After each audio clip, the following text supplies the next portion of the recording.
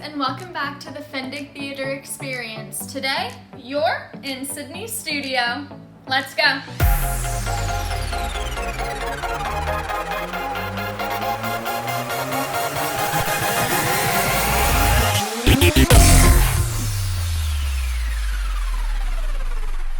So today we're going to have a little story time with me about how I got started in theater and kind of what my progress has been thus far in my theater journey.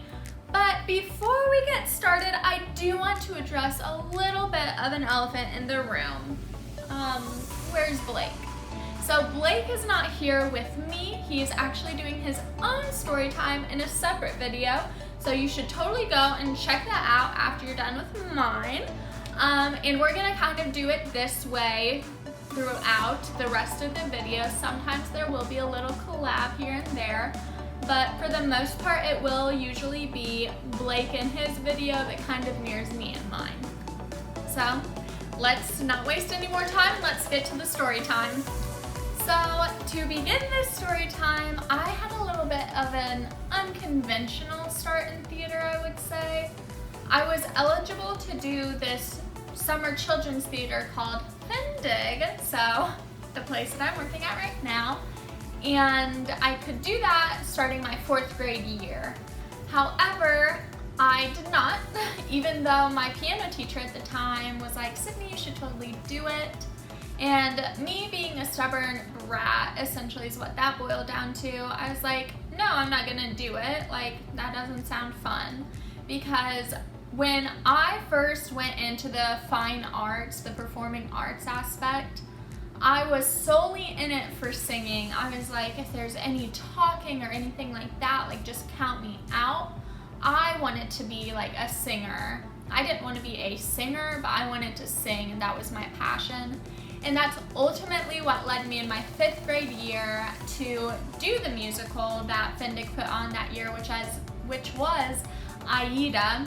And I think what also drew me to it that year was that I knew my friends were gonna do it, and I was just like, you know what, it's something I can do in the summertime, spend time with my friends and everything like that. It had a very social component to it, and I was pretty much guaranteed to sing at least something in it, which was, I really like singing. I still really do like singing. It's always continuously been a passion of mine. And so from my 5th grade year through 8th grade year, I did all of Fendig's productions. So I did Aida, Seussical, Singing in the Rain, then Willy Wonka was my last year. And as I went through Fendig's program, I went from an ensemble member to a lead by the end of my years. They're not saying that that's kind of like what you'd expect, but for me that was my journey through this program, and I just really enjoyed it. I enjoyed being the center of attention. Just a quick disclaimer, I am an only child. Granted, being an only child doesn't necessarily always mean you love the center of attention, but for me it does. I really enjoyed being the center of attention as Willy Wonka in Willy Wonka. Then I was Lena Lamont, which was a supporting lead in Singing in the Rain. And so just getting that applause, that laughter, it just like really filled my heart up to the brim, and I was just so happy. So lo and behold, I stuck with it throughout high school, and I even did some summer productions with community theaters such as Ballet Players and Carnegie. And I did the high school musical productions. I've never once touched a play in my entire life. I've worked for tech for a play, but that's a little later in the story. But currently, I've only performed in musicals. I'm staying pretty strong to I love to sing, and that's what originally drew me into theater. And so throughout high school I did it. I decided to go to college and major in my beginning freshman year. I decided to major in math and secondary education. And with that, I was going to pair 3 minors. That was a little insane. I immediately just was like, I'm not gonna do one of them. And that one was music. I was like, I really don't wanna do theory or anything like that.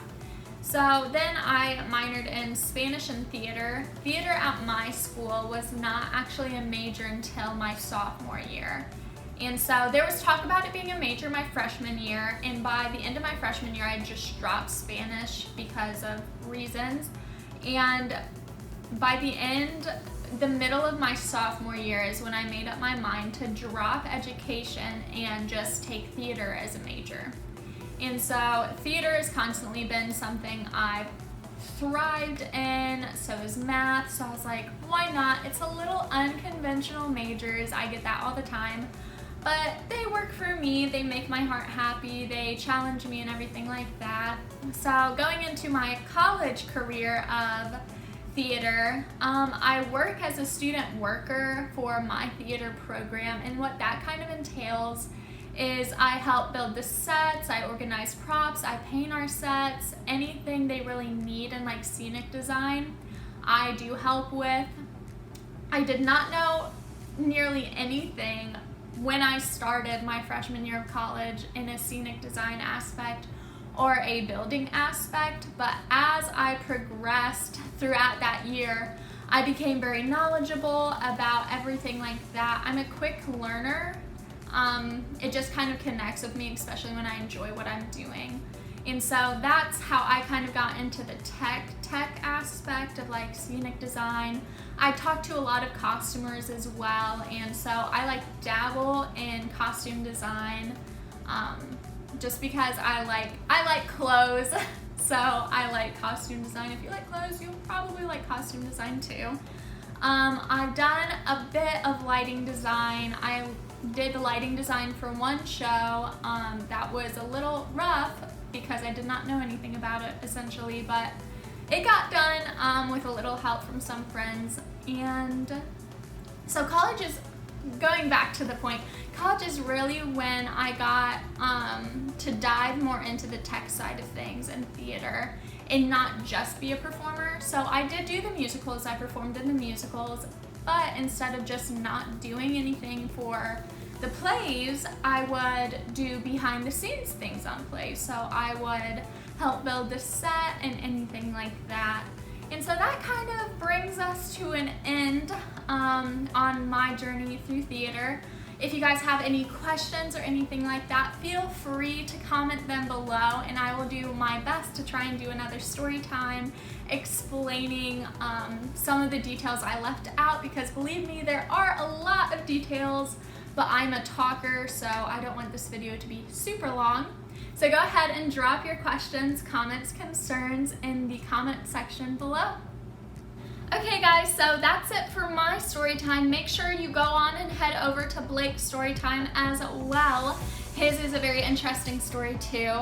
I'm beyond thrilled to share my story with you, and I look forward to doing more story times with you guys in the future. Make sure to like and subscribe to our channel and follow us on Facebook and Instagram. And have a great day, guys. Bye.